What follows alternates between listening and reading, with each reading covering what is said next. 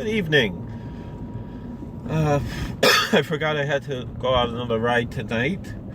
So here I have an opportunity to make another video. I really want to listen to, I only got through about 1/3 of the drasha last night from the Satmar Rebbe from Monroe. Very, very important drasha. I'm thinking I want to actually sit down and translate it because it's so important what he's bringing out here. And like I said, I only heard the first third of it.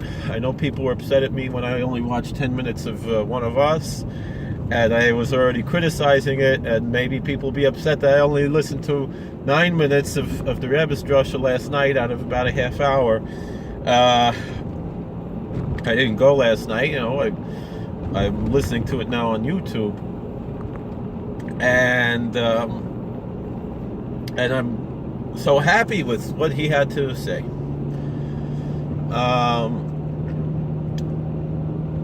And these are things I've been saying for a long, long time, and they're very important to bring out. So I've been discussing for a while.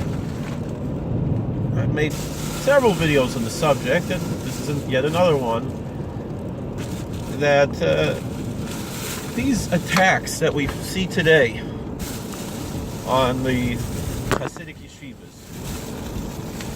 coming from people like Nick Muster and other characters like him, are rooted, in my opinion, in Marxism. When we say Sinas Hadas, it is universal. Like the poem, they came for the Jews, but I wasn't Jewish, It's essentially that same stuff going on right now. Meaning the attacks against, and I've been saying this for years and years and years, the attacks against the Hasidic community are just the beginning. When the left-wingers finish attacking us, they will next go and attack the churches, the mosques, everybody. Whoever doesn't go along with their agenda are going to be attacked. And the fact is, we have these same attacks in the madrasas.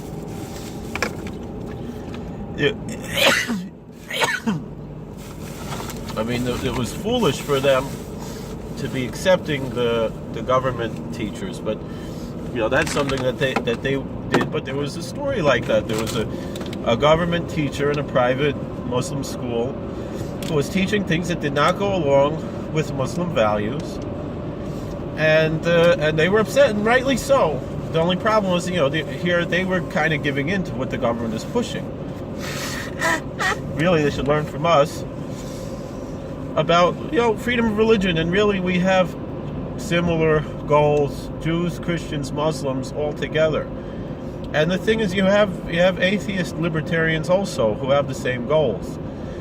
We have to recognize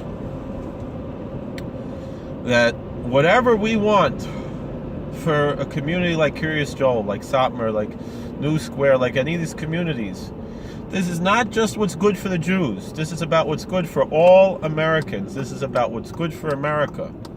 And the attacks that the left has on our schools are attacks on religious freedom that affect all Americans, including atheists, because it's all about control. And Nick Muster, he had an opinion piece in the New York Post, and he said something about social justice, which is a Marxist ideology. Glenn Beck has exposed this many times. That's a buzzword for Marxism. Children's rights, whatever the hell that means. I mean, yeah, parents aren't allowed to abuse their children, but children don't have, and children do have certain rights, but like this children's rights movement, I remember like it was a joke when Lisa Simpson was saying, that something that Bart did set the children's rights movement back 20 years or something. And now it's like people are actually taking this seriously. And then the, what else he said, and economic equality, again, pure Marxism. And so for years, people were like, why are you calling Naftali Muster a commie? And I was like, and here he shows he's a commie. That's what he is. And these attacks on the yeshivas, this is, like I've said many times, I was quoted on Fox News, by the way. The Hasidic community is the canary in the coal mine of religious freedom. Because the attacks that the left are making on us are attacks on every American.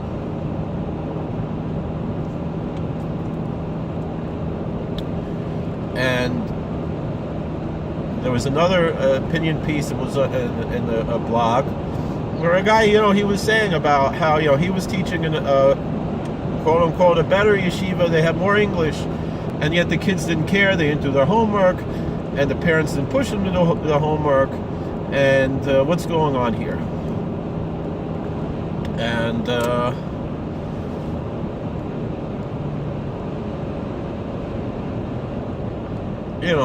again, well, what's going on?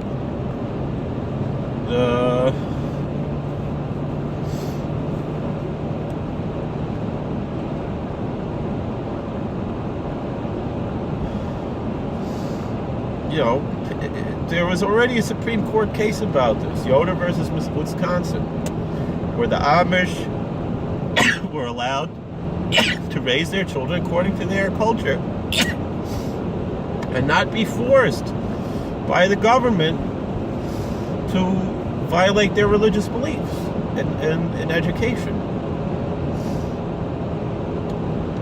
And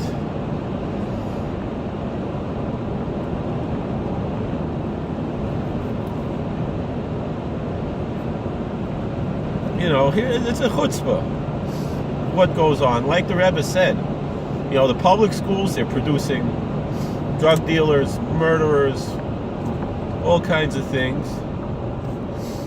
And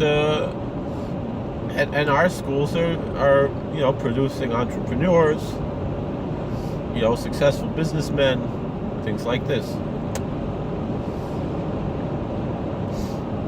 And these are things to consider.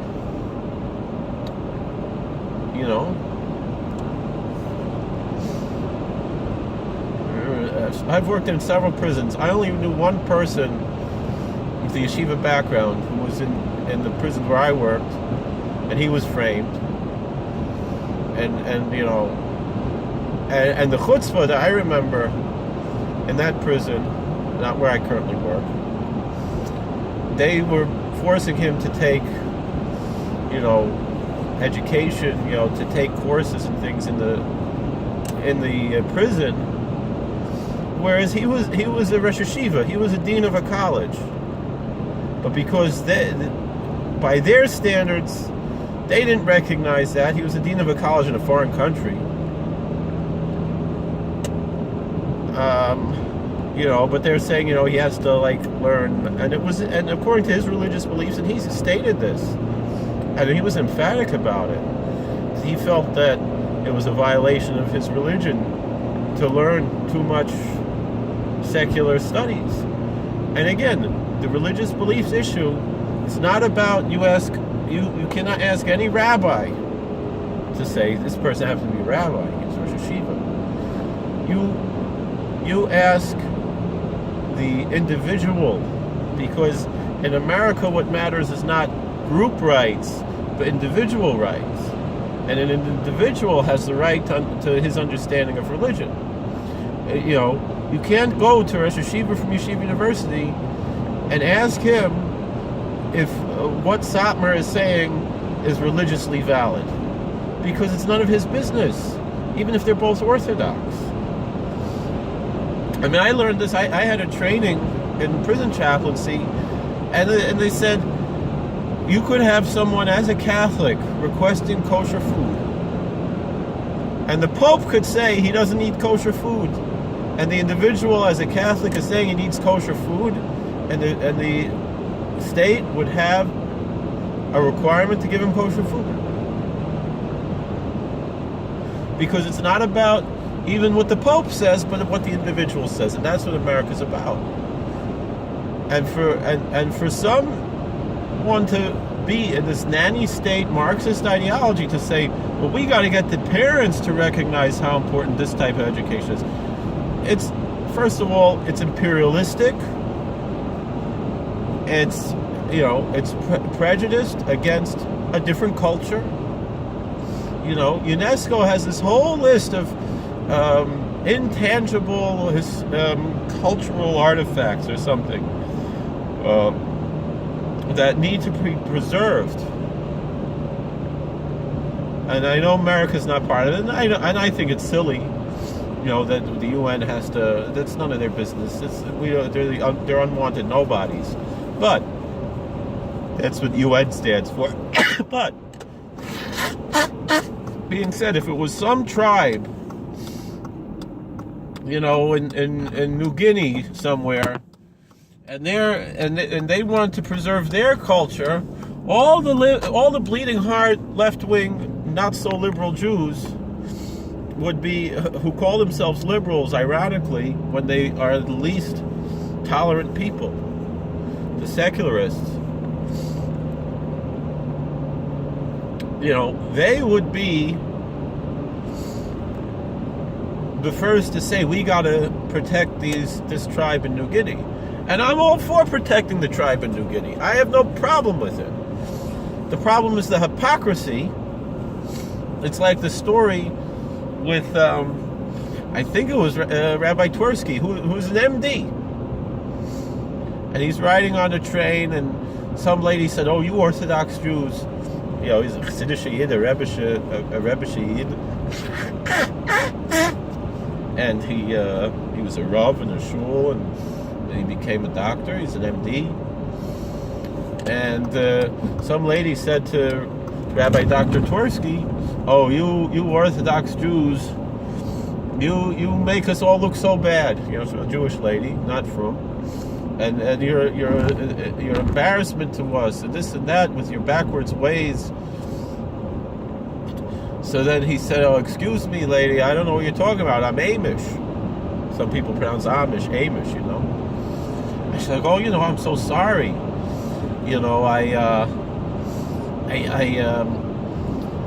I have so much respect for your culture, And then he said, oh, you didn't hear me right. I didn't say I'm Amish, I'm Hamish. Which is, like, the old home style, the old-fashioned Jews.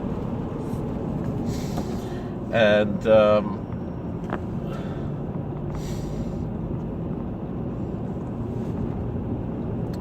so these are the types of things, to have in mind.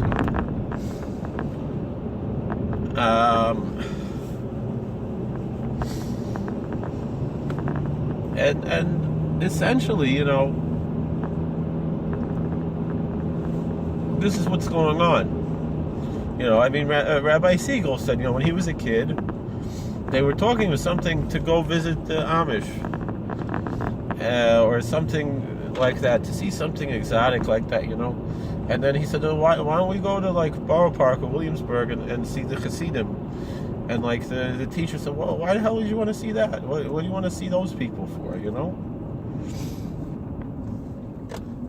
There's just this visceral hatred that the left-wingers have for religious people of all religions. And even as much as they try to pretend to love the Muslims, they hate the Muslims just like they hate us. And that's why really the American conservative movement should be trying to embrace the Muslim community. Not embrace Islam, but embrace the religious people in the Muslim community, a lot of them who don't want to make everybody Muslim. Just they want to, whatever it is, they want to live their religion. And so that's what's going on in America today. in New York, and like the Rebbe was saying, we have problems in Israel, and we have problems in Chutz La'aretz, and it's a problem. They're attacking Judaism in Israel, and they're attacking. It's really the same people that are attacking the Marxist, Zionist, Sabbateans. They're attacking religious Jews in America, and we need to unify with the Christians and the Muslims against this. This is the answer. Is that we are all Americans. Doesn't matter what religion you are. What matters is that you care about freedom. The same thing. If these progressivists, these statists, they want to make us all their slaves, pretty much. And that's the old Democratic Party way. Slavery. It hasn't changed. They are still the party of slavery. That's what Lincoln was warning about. That he said, what is slavery? You're working and somebody else is getting the money, getting the fruits of your labor. And what is this overtaxation and overregulation that the Democrats make? It's slavery. Essentially, the whole thing with the public schools, they say, in Ramapo and all this, it is slavery. And that's what, and we need to put a stop to this. So, thank you for watching. God bless. Please like, share, and subscribe. Tell me what you think. What plans can we have? Obviously, we gotta pray. Obviously, we gotta worry about them. But maybe it's time to leave New York. Maybe it's time to go to Pennsylvania, or to Virginia, or somewhere else. Where the problem is the Democrats. They've taken over all these places. The Democrats are encroaching into these once red states. I can't believe that Virginia 7 has a Democrat congressman now. It's or will in January. It's shocking. We had Eric Cantor when I was there. Then they had Dave Bratt, a fine person. I don't know what's going on. Same things up here. We had Faso, a mensch, a really good guy, and this Mamzer, this Megadol Mamzerim, is Delgado. It's crazy. You have to get like 3 more things, okay? Okay. This is work keys. All right. So, I guess it's more or less time to go. So, thank you for listening. Please like, share, and subscribe, comment, and we'll catch you on the flip side. Right? Isn't that what Poochie the dog said? Alright. Worst episode ever. Alright. Love you guys. Thank you for watching. Take care. How do I turn this off?